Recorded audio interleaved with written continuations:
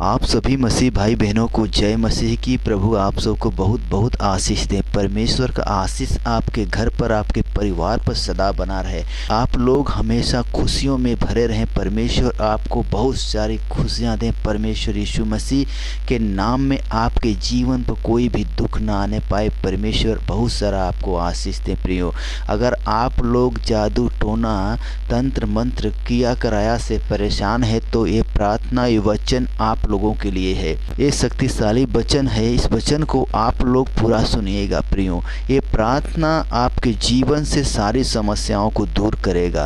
अगर आप लोग इस प्रार्थना को रोज प्रतिदिन सुनते हैं तो आपके जीवन में अच्छे अच्छे काम होंगे। आपके जीवन में कोई भी प्रॉब्लम नहीं आएगी। किसी भी प्रकार का कोई भी बड़ा से बड़ा तांत्रिक है आपके जीवन पर हमला करता है, आपके ऊपर हमला करता है। आप लोग तांत्रिकों से परेशान हैं, बीमारियों से परेशान हैं, आपको कुछ समझ में नहीं आता क्या करें। तो आप लोग अगर प्रभु यीशु मसीह में पुराने हैं तो आप लोग जानते ही हैं कि प्रभु यीशु मसीह के वचन के द्वारा, प्रभु यीशु मसीह के प्रार्थना के द्वारा ये समस्याएं दूर होती हैं। प्रियो, कोई भी भूत प्रेत तंत्र बाधा है, आप लोग घबराएं नहीं, चिंता नहीं करें, परमेश्वर पर भरोसा रखें, सारी समस्या दूर होगी। केवल आप लोग इस पवित्र बाइबल वचन को रोज़ पढ़ा करिए, रोज़ सुना करिए, ताकि आपके जीवन में जो भी प्रॉब्लम है ये सारी प्रॉब्लम दूर हो प्रभु यीशु मसीह के नाम में। दोस्तों, आप लोग घबराएं नहीं, चिंता नहीं करें, परमेश्वर पर भरोसा रखें। आज इस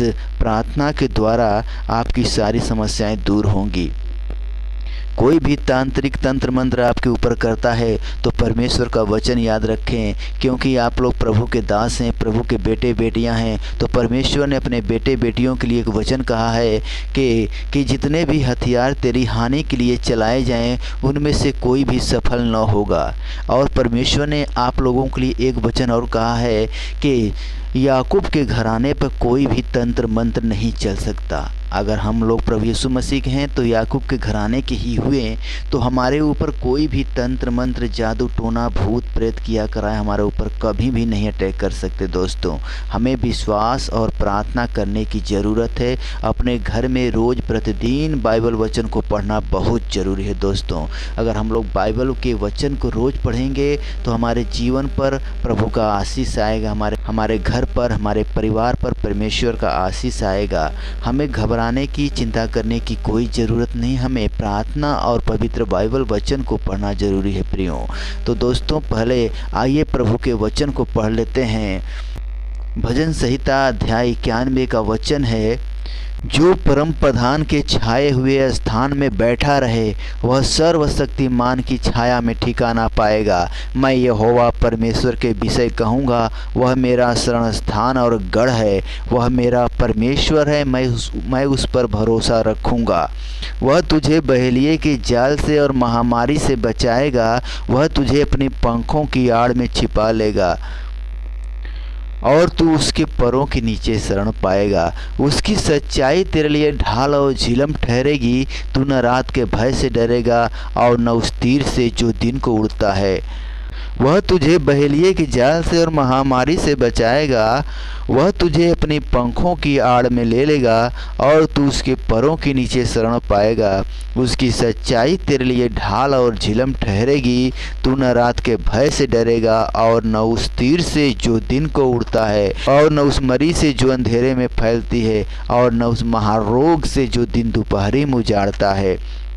तेरे निकट 1000 और तेरी दाहिनी ओर 10,000 गिरेंगे, परंतु वह तेरे पास न आएगा। परंतु तू अपनी आँखों से दृष्टि करेगा और दुष्टों के अंत को देखेगा।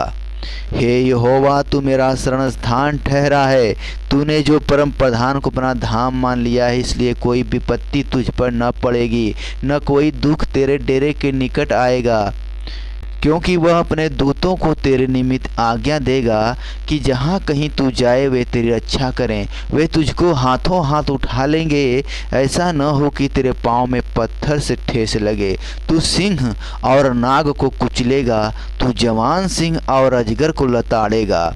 उसने जो मुझसे स्नेह किया है, इसलिए मैं उसको छुड़ाऊंगा। मैं उसको ऊंचे स्थान पर रखूंगा, क्योंकि उसने मेरे नाम को जान लिया है। जब वह मुझको पुकारे तब मैं उसकी सुनूंगा, संकट में मैं उसके संग रहूंगा। मैं उसको बचाकर उसकी महिमा बढ़ाऊंगा। मैं उसको दीर्घायु से तृप्त करूंगा और अपने किए हुए उद्धार का दर्शन दिखाऊंगा। आमीन।